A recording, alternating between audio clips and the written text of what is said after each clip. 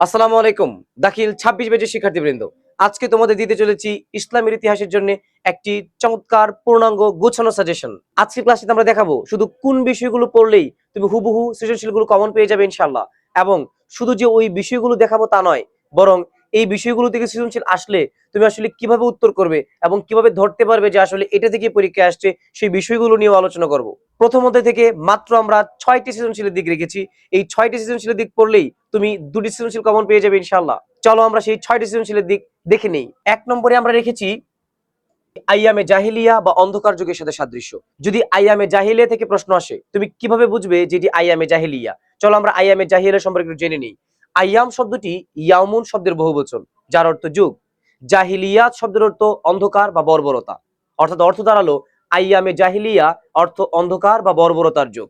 যে সময় কৃষ্টি সংস্কৃতি এবং আল্লাহ প্রদত্ত বাণী ভুলে গিয়েছিল মানুষ, সেই সময়কে অন্ধকার যুগ বলা হয়। আইএমএ জাহিলিয়ার সময়কাল নিয়ে মত পার্থক্য রয়েছে। যে সময়টিকে বেশিরভাগ ইসলামিক স্কলার প্রেফার করেছেন সেটি হচ্ছে হযরত ঈসা আলাইহিস সালামের তিরোধান অর্থাৎ মৃত্যুর পর থেকে হযরত মুহাম্মদ সাল্লাল্লাহু আলাইহি সাল্লামের জন্মের পূর্ব পর্যন্ত সময়কেই আইএমএ জাহিলিয়া বলা হয়। তুমি যে দিকগুলো দেখে চিনবে যেগুলো হচ্ছে আইএমএ জাহিলিয়া। ১. গোত্রীয় দ্বন্দ্ব। আরবরা সে সময় সাধারণ কোনো বিষয়কে কেন্দ্র করে মহাযুদ্ধে লিপ্ত হতো। আইএমএ জাহিলের অন্যতম আরেকটি বৈশিষ্ট্য ছিল কৌলিন্য প্রথা, অর্থাৎ জাতি বংশ গৌরব এবং নারীদের অবস্থান। আরবে নারীদের অবস্থান ছিল অত্যন্ত নিচু। সে সময় এক নারী বহু পুরুষে গমন করত, কিংবা দেখা যেত তারা মদ জুয়া ইত্যাদিতে ব্যস্ত ছিল। এমনকি অনেক নারী পুত্র সন্তান লাভের আশায় শুধু নারী নয়, তাদের স্বামীরা পর্যন্ত তাদের স্ত্রীদেরকে বীর পুরুষদের বিছানায় পাঠিয়ে দিত যেন তারা পুত্র সন্তান লাভ করতে পারে। সর্বশেষ আইএমএ জাহিলিয়াতের বর্বরতার দিক আরেকটি আমরা একটু জেনে রাখি, সেটি হচ্ছে তারা সে সময় জীবিত কন্যা সন্তানকে পুঁতে ফেলতো। এগুলো ছিল আইএমএ জাহিলিয়াতের বৈশিষ্ট্য। আশা করি তোমরা আইএমএ জাহিলিয়াত থেকে প্রশ্ন আসলে ইনশাআল্লাহ ধরতে পারবে এবং চমৎকার করে উত্তর করতে পারবে। চলো আমরা ২ নম্বরটি দেখে নেই। ২ নম্বরে রেখেছি হিলফুল ফুজল এর সাথে সাদৃশ্য, এটি পরীক্ষায় আসতে পারে। হিলফুল ফুজল এর অর্থ হচ্ছে শান্তি সংঘ। মুহাম্মদ সাল্লাল্লাহু আলাইহি সাল্লাম তার চাচা আবু তালিবের সাথে সিরিয়া থেকে ব্যবসা করে যখন তিনি মক্কায় ফিরেন, এর কিছুদিন পরেই ওকাজ নামক স্থানে একটি মেলার আয়োজন করা হয়, সেটি আমরা জানি। ওই ওকাজ মেলায় জুয়া খেলা, ঘোড়দৌড় এবং সাহিত্য চর্চার আয়োজন হতো। এই মেলাকে কেন্দ্র করে একটি ভয়াবহ যুদ্ধে রূপ লাভ করে, যেটি ইতিহাসে হারবুল ফুজ্জার বা পাপাচারীদের যুদ্ধ নামে অভিহিত। এই যুদ্ধে আল্লাহ রাসূল সাল্লাল্লাহু আলাইহি সাল্লামের বিভৎসতা নিজের চোখে দেখেছেন। এরপর আরবে শান্তি শৃঙ্খলা প্রতিষ্ঠায় সমমনা কিছু যুবকদেরকে নিয়ে আল্লাহ রাসূল সাল্লাল্লাহু আলাইহি সাল্লাম একটি শান্তি সংঘ তৈরি করেন, যেটি ইতিহাসে হিলফুল ফুজুল নামে অভিহিত। আশা করি তোমরা বুঝতে পেরেছো হিলফুল ফুজুল কি। হিলফুল ফুজুলের মেইন কাজ কি ছিল? দুস্থ বা অসহায়দেরকে সেবা করা, অত্যাচারীদেরকে আশ্রয় দেয়া এবং অত্যাচারীদের বাধা দেয়া, গোত্রীয় সম্প্রীতি বৃদ্ধি এবং বিদেশি বণিকদের মালামাল সুরক্ষা দেয়া, এগুলো ছিল হিলফুল ফুজুলের অন্যতম কার্যক্রম। আশা করি হিলফুল ফুজুল থেকে আসলে তুমি ধরতে পারবে যেটি হিলফুল ফুজুল, এবং আসলে কি উত্তর করতে হবে সেটি তোমরা কিন্তু ইতিমধ্যে বুঝে ফেলেছো। চলো আমরা এবার ৩ নম্বরটি দেখি, হিজরতের ঘটনার সাথে মিল থাকা। হিজরত শব্দের অর্থ হচ্ছে আমরা জানি ত্যাগ করা। আল্লাহ রাসূল সাল্লাল্লাহু আলাইহি সাল্লাম তার প্রিয় জন্মভূমি মক্কায় ইসলামের প্রচারের চেষ্টা করেন, কিন্তু পরিস্থিতি যখন চরমে পৌঁছায় অর্থাৎ অতিমাত্রায় প্রতিকূল হয়, যখন আল্লাহ রাসূল সাল্লাল্লাহু আলাইহি সাল্লামকে হত্যার মতো ষড়যন্ত্র করতে থাকে মক্কার কাফেররা, তখন আল্লাহর আদেশেই তিনি মক্কা থেকে যে মদিনায় চলে যান, সেটি হিজরত নামে খ্যাত। চলো আমরা পরেরটি দেখি। ৪ নম্বরে আমরা রেখেছি কুশিতজীবী বা সুদী কারবার ইহুদি সম্প্রদায়ের দিকটি। আজকের দিনে ইসরায়েল যেমন পৃথিবীর ক্যান্সার, আরবেও সে সময় ইহুদিরা ছিল আরবের ক্যান্সার। সে সময় তারা সাধারণ আরবদের কাছে ঋণ দিত উচ্চ সুদে, কখনো কখনো ১০০% কিংবা ২০০% হারে তারা সুদ প্রদান করত, এবং ঋণ গ্রহীতারা এটি কখনোই তারা শোধ করতে পারত না, কারণ এত উচ্চ মাত্রার সুদ ছিল। ধীরে ধীরে তারা একেবারে নিঃস্ব হয়ে পড়তো। যখন তারা ঋণ পরিশোধ করতে পারতো না, এক সময় তাদের সম্পত্তিগুলো কেড়ে নিত ওই ইহুদিরা। এমনকি সম্পত্তি দিয়েও যখন তারা ঋণ পরিশোধ করতে পারতো না, তখন ওই ঋণ গ্রহীতাদের স্ত্রী পুত্র তাদেরকেও কেড়ে নিত ওই কুশিতজীবী অর্থাৎ ইহুদি সুদী কারবারীরা। আশা করি তোমরা এটা বুঝতে পেরেছো। চলো আমরা পরেরটি দেখি। হাজরে আসওয়াদ স্থাপনের ঘটনার সাথে সাদৃশ্য। হাজরে আসওয়াদ, এখানে হাজার শব্দের অর্থ আমরা আগেই জেনেছি পাথর, আর আসওয়াদ শব্দের অর্থ কালো, অর্থাৎ কালো পাথর স্থাপন। আমরা জানি কাবার গায়ে যে কালো পাথরটি আছে এটি একটি জান্নাতি পাথর। আল্লাহ রাসূল সাল্লাল্লাহু আলাইহি সাল্লামের সময়ে পৃথিবীর শ্রেষ্ঠতম পবিত্র ঘর কাবা গৃহ পুনর্নির্মাণ বা সংস্কারের প্রয়োজন হয়েছিল। তো কাবা গৃহ সংস্কার করতে গিয়ে ওই হাজরে আসওয়াদ বা কালো পাথরটিকে দূরে সরিয়ে রাখা হয়েছিল। পরবর্তীতে কোন গোত্রের লোকেরা সেই হাজরে আসওয়াদ অর্থাৎ কালো পাথরটি, ওই সম্মানিত পাথরটিকে তারা স্থাপন করে সম্মান লাভ করবে, এটি নিয়ে দ্বন্দ্বের পর্যায়ে চলে যায়, এবং আরবরা কথায় কথায় যুদ্ধে লিপ্ত হওয়ার মতো একটা অবস্থা ছিল। সে সময় যখন তারা প্রায় যুদ্ধে লিপ্ত হয়ে যাচ্ছিল, এমন সময় একজন বয়োবৃদ্ধ উমাইয়া সে এসে বলে, স্থির হও, তোমরা থামো, শোনো, আগামীকাল সকালে সবার আগে যে কাবায় প্রবেশ করবে তার সিদ্ধান্ত আমরা মেনে নিব। এমন একটি প্রস্তাব দেয় উমাইয়া। উমাইয়ার এই প্রস্তাবটিকে সকলে মেনে নেয় এবং পরদিন সকালে এসে দেখে সবার আগে কাবায় যিনি বসে আছেন তিনি আর কেউ নন, তিনি রাহমাতাল লিল আলামিন অর্থাৎ মুহাম্মদ সাল্লাল্লাহু আলাইহি সাল্লাম। মক্কার সবাই তখন তাকে দেখে খুশি হয়ে যায়, বলে এই যে আমাদের আলামিন, এই যে আমাদের আলামিন। সবাই খুশি হয়ে যায় এবং তারা বলে যে আমরা তার সিদ্ধান্ত মেনে নিতে রাজি। তখন আল্লাহ রাসূল সাল্লাল্লাহু আলাইহি সাল্লাম বলেন, আপনাদের সকল গোত্রের একজন করে প্রতিনিধি পাঠান এবং এই যে চাদর বা রুমাল, এই রুমালের চারপাশে আপনারা ধরুন। তখন আল্লাহ রাসূল সাল্লাল্লাহু আলাইহি সাল্লাম সকল গোত্রের একজন করে প্রতিনিধি নিয়ে তিনি পাথরটি নিয়ে যান কাবার পাদদেশে এবং নিজ হাতে সেই পাথরটিকে তিনি কাবায় প্রতিস্থাপন করেন। তখন আল্লাহ রাসূলের বয়স ছিল 35। আশা করি তোমরা হাজরে আসওয়াদের ঘটনাটি বুঝতে পেরেছো এবং আসলে সৃজনশীল ধরতেও পারবে, এমনকি তোমরা চমৎকার করে লিখতে পারবে। সর্বশেষ চলো আমরা 6 নম্বরটি দেখে নেই। 6 নম্বর আমরা রেখেছি ওকাজ মেলার সাথে সাদৃশ্য। ওকাজ মেলায় আমরা ইতিমধ্যে কিন্তু একটু বলেছি যে ওকাজ মেলায় সে সময় ঘোড়দৌড় হতো, জুয়া খেলা হতো, কিন্তু সবচেয়ে বেশি যেটা হতো সেটা হচ্ছে কবিতা আবৃত্তি। ওকাজের অন্যতম শ্রেষ্ঠ যে নিদর্শন ছিল সেটা ছিল সাহিত্য মেলা। আরবরা ছিল অতিমাত্রায় বাগ্মী, ঠিক এই কারণেই কিন্তু আল্লাহ তাআলা কোরআনকে কাব্যিক ভাষায় নাজিল করেছেন। আরবরা প্রতি বছর ওই ওকাজ নামক মেলায় তাদের শ্রেষ্ঠ কবিদের এবং কবিতাগুলো খুঁজে বের করত। হ্যাঁ, সেখানকার শ্রেষ্ঠ 7টি কবিতাকে স্বর্ণের হরফে লিখে অর্থাৎ সোনালী হরফে লিখে কাবার দেয়ালে ঝুলিয়ে রাখা হতো, যেগুলোকে বলা হয় সপ্ত ঝুলন্ত কবিতা বা সাবা ওয়া মুআল্লাকা। এবং সেই সময়ের শ্রেষ্ঠ কবিদের মধ্যে ছিল তোমার ইমরুল কায়েস। এমনকি ইমরুল কায়েসকে বলা হয় প্রাক ইসলামী আরবের শ্রেষ্ঠ কবি, যাকে ঐতিহাসিক পিকি হিট্রি আরবের শেক্সপিয়ার নামে অভিহিত করেছে। কথা কি বুঝতে পেরেছো? এই ঘটনাটি হচ্ছে ওকাজ মেলার প্রেক্ষাপট। আশা করি তোমরা ওকাজ মেলা থেকে প্রশ্ন আসলেও ইনশাআল্লাহ পারবে। চলো আমরা আরো একটু দেখে রাখি, যে বিষয়গুলো দেখে রাখলে আরো বেশি তোমরা ঝুঁকিমুক্ত থাকতে পারো। ঝুঁকিমুক্ত থাকতে আমরা অল্প একটু রেখেছি। এর মধ্যে সভ্যতাগুলো তোমরা দেখে রাখবে, মিশরীয় সভ্যতা, তারপরে মেসোপটেমীয় সভ্যতা এবং গ্রিকীয় সভ্যতা। আরো এক দুইটি একটু দেখতে হবে, বুঝছো? দেখো এখানে উপরে লিখেই রাখছি যে ঝুঁকিমুক্ত থাকতে তোমরা এগুলো দেখে রাখো। ঝুঁকিমুক্ত থাকতে আমরা কোনগুলো দেখে রাখবো? 1 নম্বর রেখেছি এখানে ঝুঁকিমুক্ত থাকতে কৌলিন্য প্রথা। এটি ইতিমধ্যে বলা হয়েছে।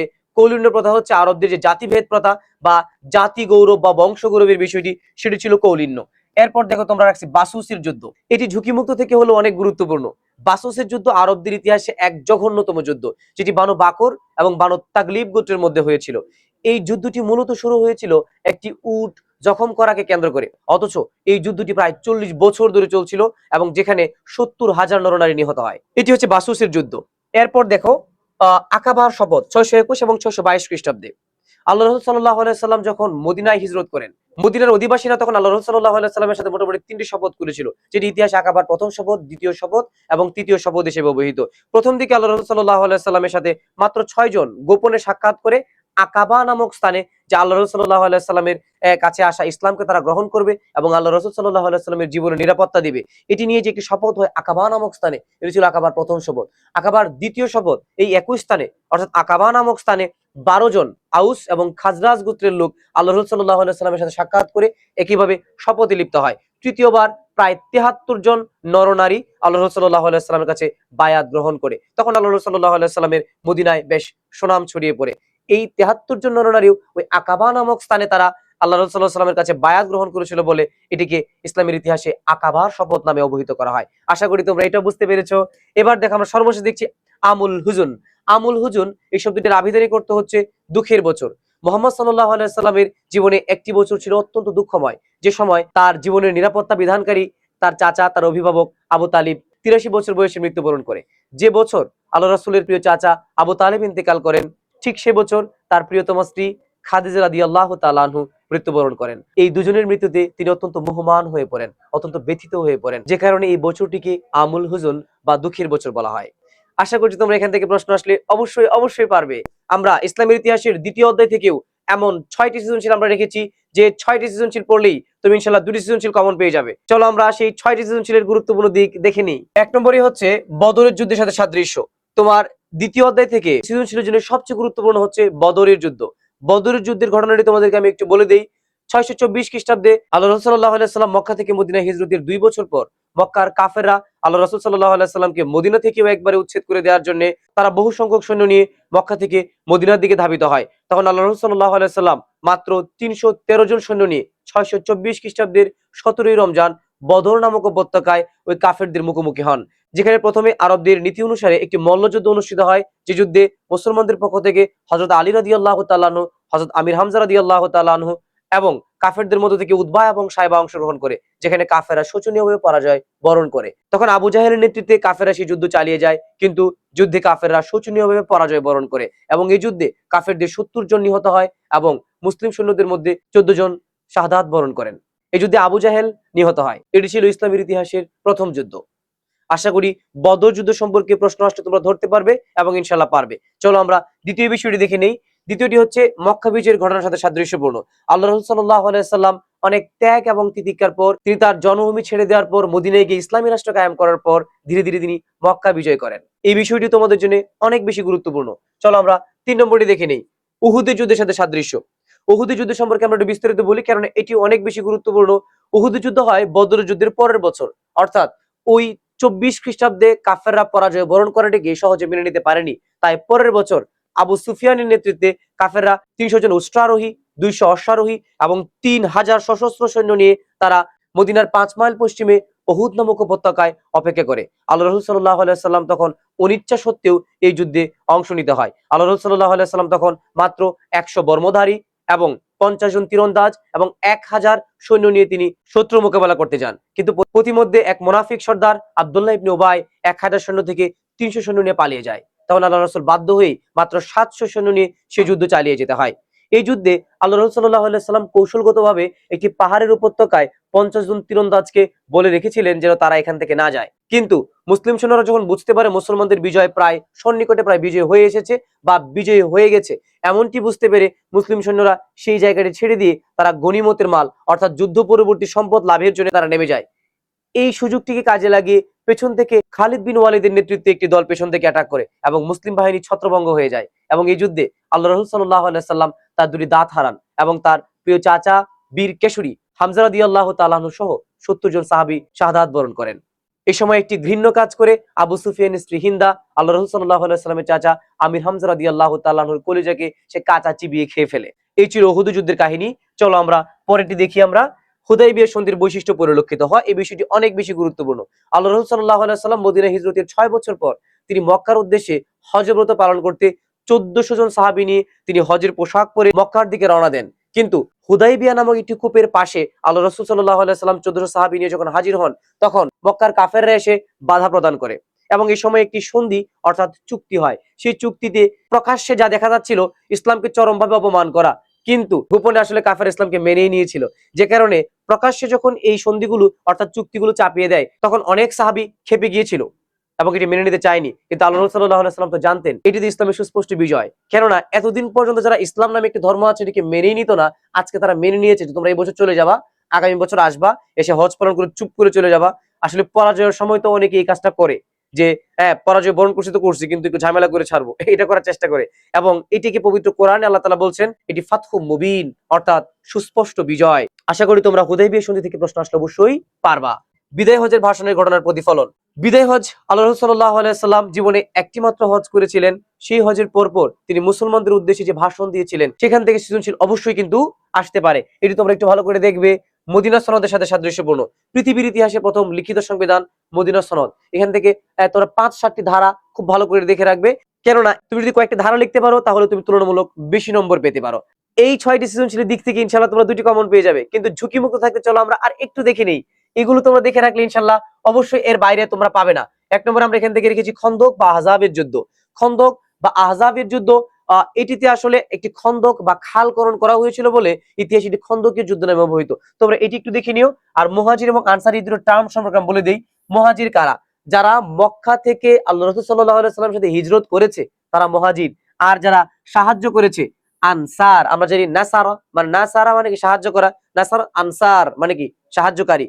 আর মদিনায় যে সকল সাহাবী আল্লাহ রাসূল সাল্লাল্লাহু আলাইহি ওয়াসাল্লাম এবং তার সাহাবীদেরকে সাহায্য করেছেন তারাই আনসার নামে খ্যাত।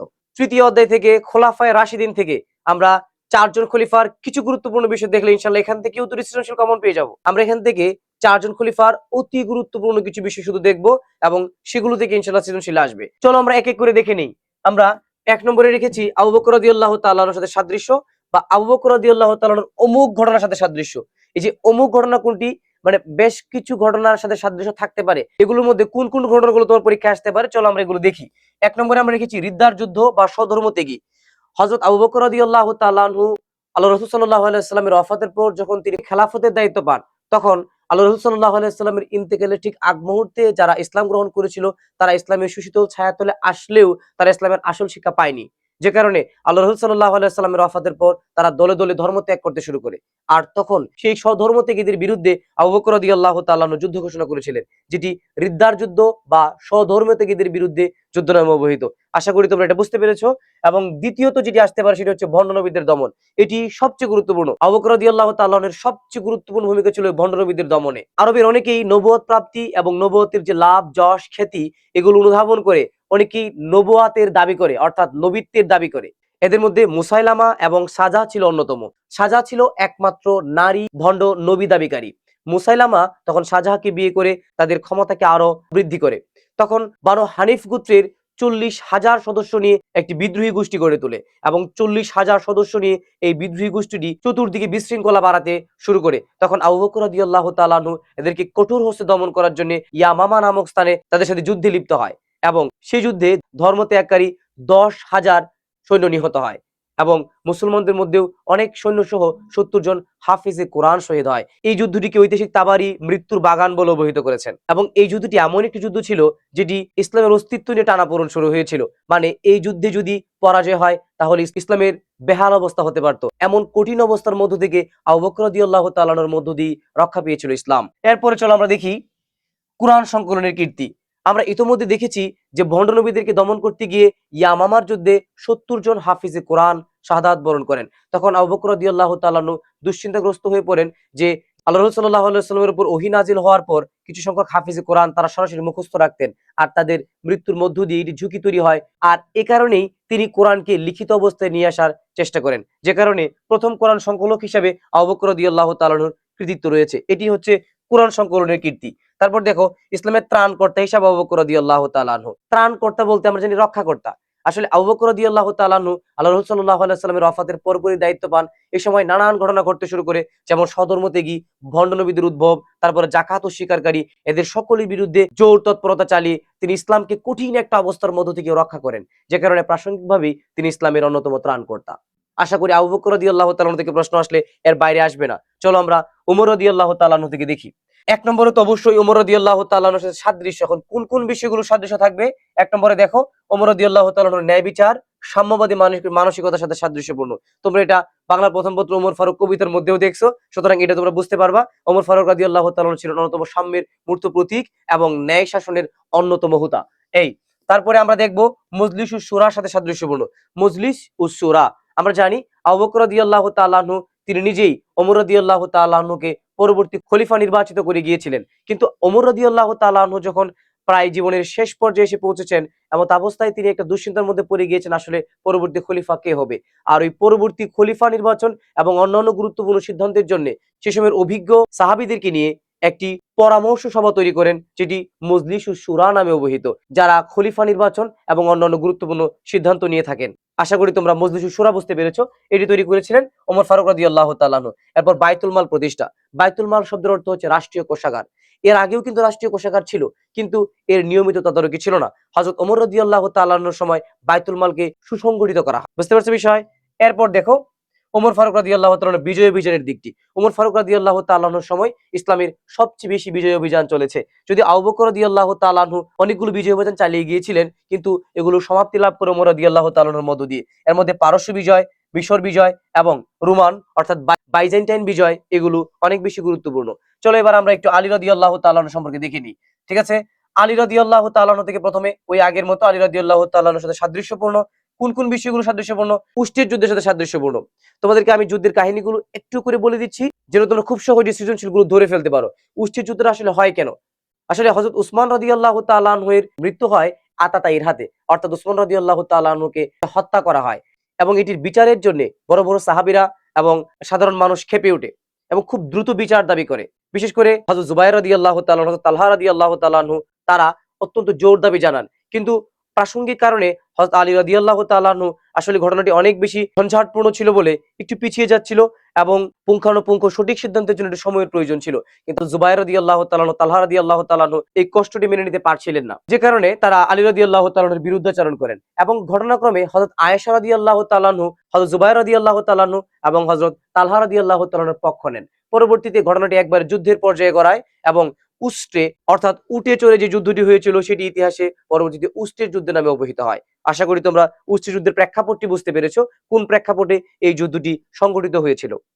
এই উষ্ট্রের যুদ্ধের পর মোটামুটি আলী রাদিয়াল্লাহু তাআলা আনহু আশপাশের অঞ্চলগুলোকে শান্ত করতে সক্ষম হয়েছিলেন। কিন্তু পরবর্তী ঘটনাটি তোমরা একটু দেখো, সিফফিনের যুদ্ধ, এটি অনেক বেশি গুরুত্বপূর্ণ। সিফফিনের যুদ্ধ বা দমাতুল জন্দালের মীমাংসা, এটা থেকে সবসময় সৃজনশীল কিন্তু আসে, সুতরাং এটি খুব ভালো করে মনে রাখবে। সিফফিনের যুদ্ধটা কি? আমরা ইতিমধ্যে বলেছি যে হযরত আলী রাদিয়াল্লাহু তাআলা আনহু আশপাশের মোটামুটি সবটুকু জায়গা শান্ত করতে পারলেও তৎকালীন সিরিয়ার যে গভর্নর ছিলেন মুয়াবিয়া রাদিয়াল্লাহু তাআলা আনহু, তখন তিনি আলী রাদিয়াল্লাহু তাআলা আনহু এর খেলাফতকে মেনে নিতে পারেননি। যদিও আলী রাদিয়াল্লাহু তাআলা আনহু শান্তভাবে মেনে নেওয়ার জন্য এবং বায়াত গ্রহণ করার জন্য অনেকবার চেষ্টা চালান, কিন্তু কিছুতেই কিছু না হয় আলী রাদিয়াল্লাহু তাআলা আনহু 50,000 সৈন্য নিয়ে তিনি সিফফিন নামক স্থানে মুয়াবিয়া রাদিয়াল্লাহু তাআলা আনহুকে পরাজিত করতে তিনি ধাবিত হন। তখন মুয়াবিয়া রাদিয়াল্লাহু তাআলা আনহু 60,000 সৈন্য নিয়ে তাকে মোকাবেলা করার জন্য নেমে আসে এবং যুদ্ধ শুরু হয়ে যায়। যুদ্ধের এক পর্যায়ে মুয়াবিয়া রাদিয়াল্লাহু তাআলা আনহু প্রায় পরাজয়ের দিকে যেতে থাকলে কিছু হাফিজে কোরআন তারা কৌশলগতভাবে তরবারের আগার মধ্যে কোরআন শরীফকে উঁচিয়ে তোলে। তখন আলী রাদিয়াল্লাহু তাআলা আনহুর পক্ষে হাফিজে কোরআনরা তারা কোরআনের সম্মানার্থে যুদ্ধ বন্ধ করে। সেই সময় আলাপ আলোচনার মধ্য দিয়ে সমাধানের এক পর্যায়ে যায়। তখন হযরত আলী রাদিয়াল্লাহু তাআলা আনহু এবং মুয়াবিয়া রাদিয়াল্লাহু তাআলা আনহু এই উভয়ের মধ্যে সমস্যাটি সমাধানের জন্য দুই পক্ষে দুজন প্রতিনিধি নির্ধারণ করা হয়। হযরত আলী রাদিয়াল্লাহু তাআলা আনহুর পক্ষে যাকে প্রতিনিধি করা হয় তিনি ছিলেন মুসা আল আশআরী। তিনি ছিলেন একজন বয়োবৃদ্ধ এবং অত্যন্ত সহজ সরল মানুষ। অন্যদিকে মুয়াবিয়া রাদিয়াল্লাহু তাআলা আনহুর পক্ষে যাকে প্রতিনিধি নির্বাচন করা হয় আমর ইবনুল আস, তিনি ছিলেন অত্যন্ত ধূর্ত একজন কূটনীতিবিদ। এই দুজনকে দুজনের পক্ষে প্রতিনিধি নির্বাচিত করা হলে এই দুজন মিলে গিয়ে পরামর্শ করেন এবং দুজনে এই সিদ্ধান্ত নেন যে বর্তমান মুসলিম বিশ্বের খেলাফত অত্যন্ত বাজে পরিস্থিতিতে থাকায় তারা সিদ্ধান্ত নিয়েছেন দুজনকেই খলিফা পদ থেকে বাদ দিয়ে দিবেন। মুসা আল আশআরীকে আমর ইবনুল আস রাদিয়াল্লাহু তাআলা তিনি বললেন যে আপনি প্রথমে গিয়ে বলবেন যে আলী রাদিয়াল্লাহু তাআলাকে খেলাফত থেকে সরানো হলো, তারপর আমি বলবো। ঘটনাক্রমে মুসা আল আশআরী অত্যন্ত সহজ সরল সাহাবী ছিলেন। তিনি এসে বললেন যে ইসলামী খেলাফত একটি সমস্যার মধ্যে থাকায় আমি আমার খলিফা আলী রাদিয়াল্লাহু তাআলা আনহুকে খেলাফতের পদ থেকে অব্যাহতি ঘোষণা করলাম। ঠিক এই সময় এসে আমর ইবনুল আস এসে বললেন বর্তমান মুসলিম বিশ্ব খেলাফত শূন্য থাকায় আমি আমার খলিফা মুয়াবিয়াকে এই স্থানে নিযুক্ত করলাম। এটি একটি কূটনৈতিক চাল ছিল। এই চালে আলী রাদিয়াল্লাহু তাআলা আনহু পরাজয় বরণ করেন এবং মুয়াবিয়া রাদিয়াল্লাহু তাআলা আনহু ক্ষমতায় আসেন এবং এরই মধ্য দিয়ে গণতান্ত্রিক ব্যবস্থার পতন হয়ে রাজতন্ত্রের সূচনা হয়। এটি ছিল দমাতুল জন্দালের ঘটনা। আশা করি তোমরা এই প্রেক্ষাপটটি বুঝতে পারছো। চলো আমরা একটু সামনে যাই। এক নম্বরে হচ্ছে উসমান রাদিয়াল্লাহু তাআলার সাথে সাদৃশ্য। কোন কোন ঘটনাগুলো সাদৃশ্য আসে? এক নম্বরে আসে উসমান রাদিয়াল্লাহু তাআলার শাহাদাতের ঘটনা। উসমান রাদিয়াল্লাহু তাআলার শাহাদাতের ঘটনাটা একটু বড়, তোমরা খুব সুন্দর করে এটা পড়ে ফেলবে। উসমান রাদিয়াল্লাহু তাআলা থেকে সবচেয়ে বেশি সৃজনশীল আসে তার শাহাদাতের ঘটনাটি থেকে। কথা কি বুঝতে পারছো? এটি তোমরা খুব ভালো করে দেখবে। কোরআন শরীফ দগ্ধীভূত করার ঘটনার সাথে এটি নিয়ে খুবই ফেটে পড়ে কিছু মুসলিম, তবে এর কারণ ছিল হযরত উসমান রাদিয়াল্লাহু তাআলা ক্ষমতা আসছেন কার পর? ওমর রাদিয়াল্লাহু তাআলার পর। ওমর রাদিয়াল্লাহু তাআলার সময় ইসলামের বিজয় অভিযানে অনেক দেশ ইসলামের শিশুতোল ছায়াতলে আসে। সে সময় আরব অনারব বিভিন্ন দেশে তোমার হচ্ছে যেহেতু পবিত্র কোরআনকে পাঠানো হয় এবং বিভিন্ন অঞ্চলে আসলে আঞ্চলিক ভাষায় কোরআন পড়তে শুরু করে। ওই আঞ্চলিকতা পরিহার করে কোরআনকে সহি এবং শুদ্ধ রাখতে অনেকগুলো কপিকে হযরত উসমান রাদিয়াল্লাহু তাআলা পুড়িয়ে ফেলে কোরআনের শুদ্ধতা রক্ষার চেষ্টা করেন। এটিই ছিল তোমার হচ্ছে কোরআন দগ্ধীভূত করার ঘটনা। তারপর দেখা হচ্ছে তোমার স্বজন প্রীতির অভিযোগ। খলিফাদের মধ্যে উসমান রাদিয়াল্লাহু তাআলার বিরুদ্ধে একটি অভিযোগ ওঠে যে রাষ্ট্রের গুরুত্বপূর্ণ পদে তিনি যোগ্যতা ভিত্তিক লোক না দিয়ে নিজের আত্মীয় স্বজনদেরকে সেখানে বসাচ্ছেন। এটি হচ্ছে উসমান রাদিয়াল্লাহু তাআলার বিরুদ্ধে আনা স্বজন প্রীতির অভিযোগ। এটিও কিন্তু অনেক গুরুত্বপূর্ণ সৃজনশীলের জন্য। কোরআন সংকলনের দিক থেকে তাকে বলা হয় জামিউল কোরআন। হযরত আবু বকর রাদিয়াল্লাহু তাআলা কোরআনকে প্রথমবার লিখিত অবস্থায় নিয়ে এসেছিলেন, তাই তিনিও সংকলক। তবে হযরত ওসমান রাদিয়াল্লাহু তাআলার সময় কোরআন বিকৃত হয়ে যাওয়ার পরিবেশ তৈরি হয়েছিল। ওই যে বিভিন্ন জায়গায় বিভিন্ন তোমার হচ্ছে আঞ্চলিক ভাষা ব্যবহার হওয়া শুরু হয়েছিল।